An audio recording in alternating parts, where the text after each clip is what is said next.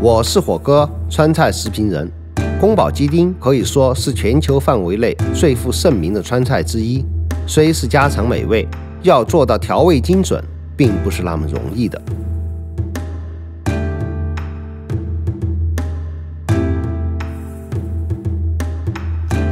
取子公鸡的鸡腿肉，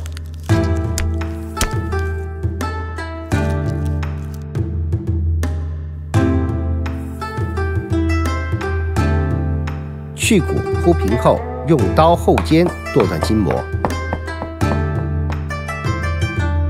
然后将腿肉切条，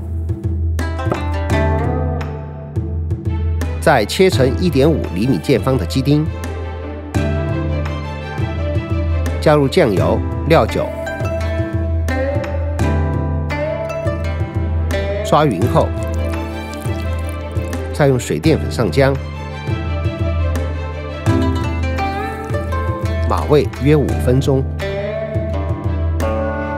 接着切配辅料，大葱切宽约1厘米的葱段，姜、蒜切片，花生提前炸脆。接着调味汁，碗中加入盐、白胡椒粉、醋、酱油、白糖和水淀粉，搅拌均匀备用。热锅下熟菜籽油，烧至6成，下干辣椒段、花椒，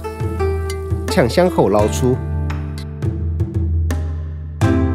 再重新加入干辣椒段、花椒和大葱葱白段、蒜片、老姜片炝出味儿，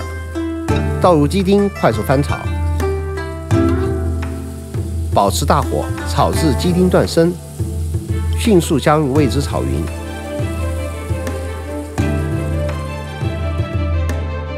最后加入剩余的大葱段和油炸花生米，翻炒均匀，咸香酸甜麻辣，滋味丰富的宫保鸡丁就完成了。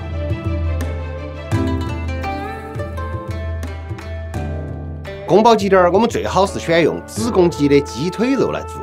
鸡腿肉相比鸡脯肉吃起来更有嚼劲，而且更滋润。宫保鸡丁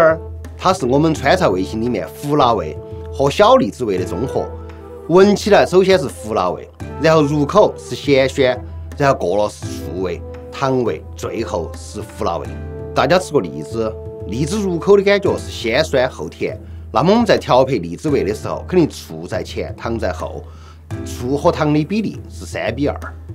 胡辣味也是我们川菜的一种传统味型，胡辣的胡字是来自于辣椒下锅炝出来的，所以我们辣椒分2次下锅的目的，第一次下锅炝是炝出它的味道，第2次炝是保持它的色泽的同时，也要增加它的胡辣味。宫保鸡丁的标配，一般来说的话，只会加大葱、姜蒜和花生米，不会加其他的辅料，因为它会吐水，这样子会影响宫保鸡丁的味道。我们川菜的烹饪特点是单锅小炒，一锅出。我们在家做宫保鸡丁的时候，鸡腿肉其实不用花油。最后提醒大家，炒宫保鸡丁，鸡腿肉下锅的时候一定要再次拌匀，汁也要再次拌匀。